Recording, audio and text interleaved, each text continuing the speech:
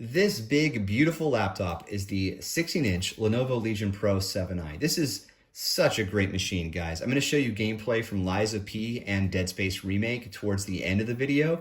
And until we get there, what I'll be talking about is the build quality. I'll give you a full tour of the chassis, so I'll shut the lid and kind of spin the whole thing around so you can see it.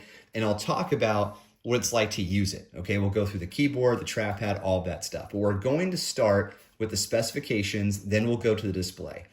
From a specs perspective, this machine is topped out. You can get it with different components. The one I'm reviewing, I got this from Lenovo on loan. It has to go back. Comes in at $3,200, but it's on sale for $2,800. You'll see this regularly. Best Buy will discount, Lenovo.com will discount pretty often. This one, though, like I mentioned, is really topped out. It has an OLED display, 32 gigs of RAM. You can upgrade that. And it has a Intel Core Ultra 9 275HX, so top of the line CPU. The GPU is the RTX 5080, so 16 gigs of VRAM and a 2 terabyte SSD, which of course you can upgrade as well. This thing it's really built to just dominate. All right, it's got great performance. The cooling is excellent. When I was doing my testing, I kept it in automatic mode, which you can see from the white circle here, and I'll get back to that in a moment. And even though it was performing at a high level, great frames with, a lot of demand put on the machine, the fans were not too loud, which I was impressed with. So I think you're going to get very good cooling out of this thing. And whatever you throw at it probably won't annoy you until, you're doing it on a sunny day or you forgot to turn your AC on or something like that. Like just in normal environment conditions, they're gonna be very happy with the performance and the noise that comes out of this machine. Okay, the display. So it's 2560 by 1600 with a refresh rate of 240 hertz. And it's really a banger display. It's OLED. The color contrast is outstanding. When I was playing the Dead Space remake, I went beyond the testing and just kept playing it. I am kind of myself in the market for a gaming laptop, potentially. I have a very good gaming desktop. It's Lenovo 5 rather. And I've got a Lenovo Legion Go, so I got a handheld. But I'm kind of feeling laptop-y right now, so I'm looking around too. And where I'm gravitated towards is more of a more portable machine than this one. So Lenovo makes a non-pro model of the 7. It's called the Legion 7i Gen 10. It's all white. It's completely made out of aluminum. It's thinner, it's lighter, but it doesn't perform nearly as well as this in games because it maxes out at an RTX 5070. And that only has 8 gigs of VRAM, whereas this one has 16. So you're going to get way more longevity and future resistance in terms of being able to play games at a high clip on this machine than you will on the Legion, the 7i non-pro Gen 10. But this one's tankier, so you're going to get better cooling and, like I said, better performance. So you've got to decide what your primary decision-making criteria are. If it's performance, this is where you go. If it's portability, you go to the thinner, lighter Legion 7i. Now, of course, there's other gaming laptops out there too. I'm a big fan of Lenovo. I've been buying Lenovo for, 15 years. And, they work with me. So I can recommend them or tell you when to stay away from some of their products. This is a strong recommend. And let's go through the rest of that now. Okay, we've covered the display. You'll see more of it when I fire up Dead Space here in a moment or two. Okay, now this circle I mentioned. So using the function and Q buttons, you can change the performance modes. You can put it into a cool mode. Notice the fans are no longer spinning at a high speed. You go to automatic, and if you have it plugged into power, you can kick it into high performance mode. So I'm gonna plug it in right now. Notice I'm plugging into the side, not to the back. We'll talk about that soon. I hit it again, now I'm in performance mode.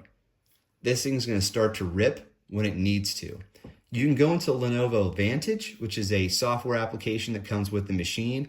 It is not a required application, but I'd recommend you keep it. I don't know if it's gonna slow you down or anything. I use it on my desktop, which has a lot of bandwidth and overhead capability, but I've been really pleased with the application. You can go in here and I'm trying to find it. There's a way to adjust the performance settings, but when I click on it, it's coming to this. So let me get back to you. I don't know why it's not showing up like it did earlier. Oh, okay, here we go. So you can make adjustments to your settings, like your maximum battery charge. You can drop it to say 80, for example. And you can adjust these widgets down here where it shows your utilization. So I have that enabled. You can do a whole toolbar. I have just this tiny widget for right now. So if you dig through this, you'll find some more things that you might like.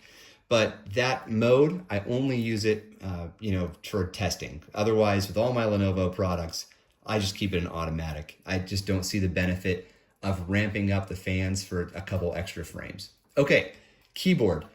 Great freaking keyboard. Lenovo always does well with keyboards in all of their products, even their less expensive sort of like entry-level laptops. They have great keyboards, but this just feels so good to type on. It doesn't have a super far travel, a deep travel, even considering though it's a big machine. It just has a nice amount of travel with great pop out. Has these little smiley face keys too. I'll show you them closer in a moment. And the lighting options are great too. So if you hold down function and press spacebar, nope, yes, okay. Function space will switch between one of 6 different presets. Now there are presets just out of the box, but you can change these presets in the Lenovo Vantage application.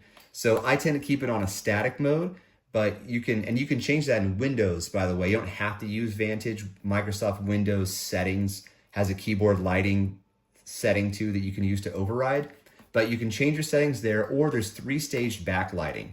1, 2, 3, right? So you can see different brightness levels. If you find it too bright, I tend to kick mine up all the way, but you do you. So you get really good backlighting. I wish there were a few more stages of the brightness for other people, but for me, this is totally fine. And the keyboard feels really good to type on. You get the full size number pad too, which I think is beneficial. Now the trackpad. I'm a Mac user for work, so I'm a little bummed out that there isn't a haptic trackpad here, especially with a device that costs over $3,000. But it's just a matter of time, folks. Lenovo's been putting haptic trackpads into other laptops for years, like their Z series ThinkPads, and now the Carbons have them. So it's just a matter of time before that comes here. I just hope it's sooner rather than later because I'm growing a bit impatient. From a sound perspective, it sounds good to me. I'm not a big audio guy, but I felt very immersed in the games that I was playing. So we'll have to talk about that too at some point, I guess, in more detail. I'm just terrible at talking about audio. I've been trying to get better at it, but to me, it sounds good. It's only by comparison do things no longer sound good. Okay, you have a webcam up here. There is a small hump, but this has a ton of upside to it, okay? So because of this little hump, this array here, you have a place to put your thumb or your finger when it's time to open the laptop. So I'm actually a fan of having this, even though aesthetically I don't love it. Functionally, I think it's a great way to go. Some laptop manufacturers put nothing in there, and then you have to sort of force your finger into the seam between the display and the bottom chassis to then open it. And I don't like that. This to me is more elegant. Okay, speaking of elegance, beautiful Legion logo here on the top. You'll notice some fingerprints. Okay, not gonna clean it up and lie to you guys. I wouldn't call it a fingerprint magnet, but it's going to pick up some fingerprints. You have some ventilation up here. I think this is a nice cluster, and Lenovo did a good job of keeping it flat. Whenever you're putting multiple components like this together, there's the risk that one part's going to be thinner or taller than the other, but keeping it all flat helps with the transitions between the seams, in my opinion, and this grill also helps. Lenovo badge here too. Now check out the back. When these were first announced, there was some consternation online because people loved, and I'm one of them, having so many ports in the back on the Legion laptops. I'm a big fan of that too. As even though they got rid of that, the consolation is you have a really cool design on the back here. I'm sure this is wrong, but when I look at it, I think of like a Star Destroyer, the beginning of A New Hope. It just reminds me of something like that. It looks so cool, and it's ribbed inside the grills too. And just all of this, all of the lines, the hexagons, I think it looks really cool.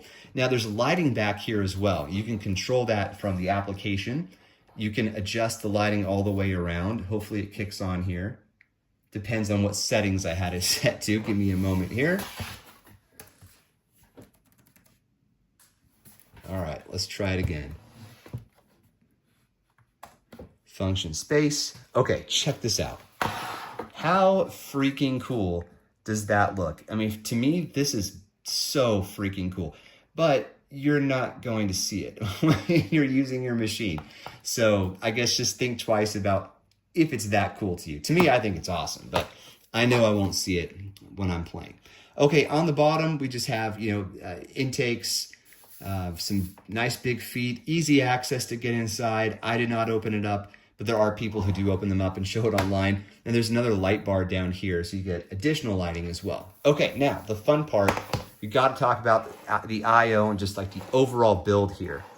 Now, there are a lot of lines going on here. Some laptop brands will smooth things out. Even Lenovo have done that with other laptops too.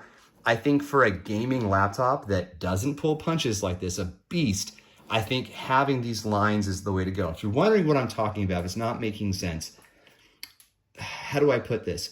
While the edges are smoothed out, so they're not uncomfortable to hold or touch, right? While that's happening, you can't change the fact that there is a lid and a base.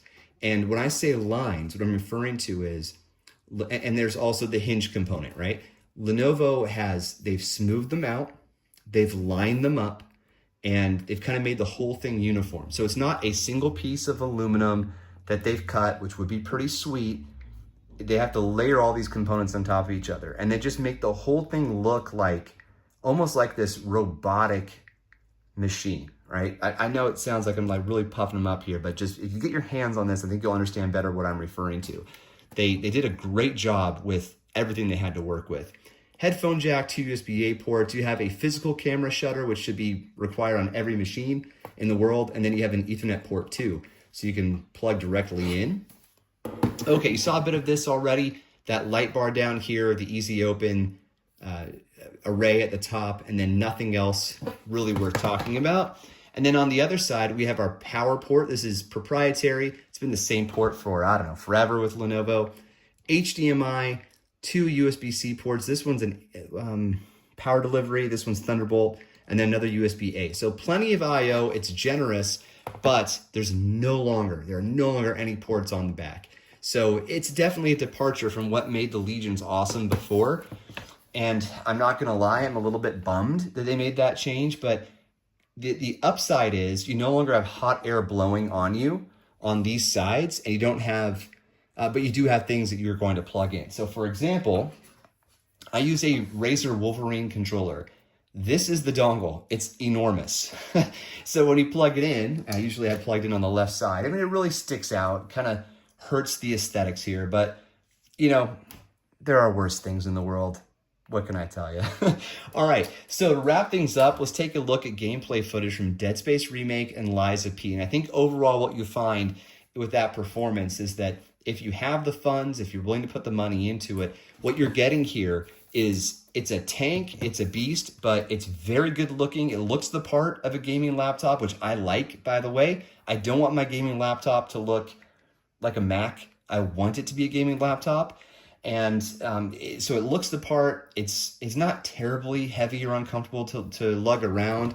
I think you can use it for school. I mean, heck, back when I was in college, gaming laptop weighed 8 or 9 pounds. This is like 5. So it's not that. If I can do a bigger laptop, you can do this, guys. And but I think it's a great package overall. But if portability is more important to you than performance, I would look at that non-pro version. And I've seen it in person at Best Buy. I just can't wait to get my hands on one for review. So anyway, that's the Legion Pro. Take a look at these 2 snippets from the games, and we'll catch you on the next one. Cheers. All right, here we go. 150 to 160.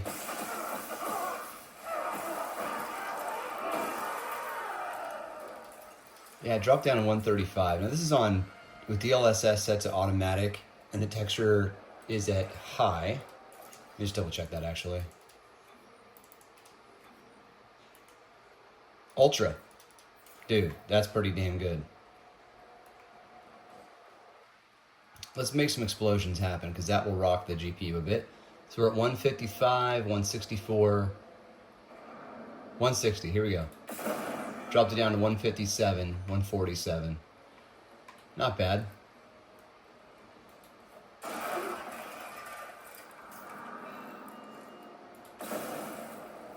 That took a little more out of the GPU. Yeah, it's still a mostly very smooth experience. All right, so here's Liza P running at native resolution. DLSS is enabled, set to automatic, and the graphics quality preset is set to best. So these are the very best that you're going to get with the 2560 by 1600. Now, I saw frames go from about 165 up to well over 230. I have a target FPS of 240 set up here in the back end of the game. And it looks really good. There's an odd sheen to the game where I feel like some of the colors are muted. And what I'm going to do is do some further testing to see if that's maybe a Windows HDR issue. HDR is not enabled in the game, but there could be something happening with the Windows side that I just maybe missed.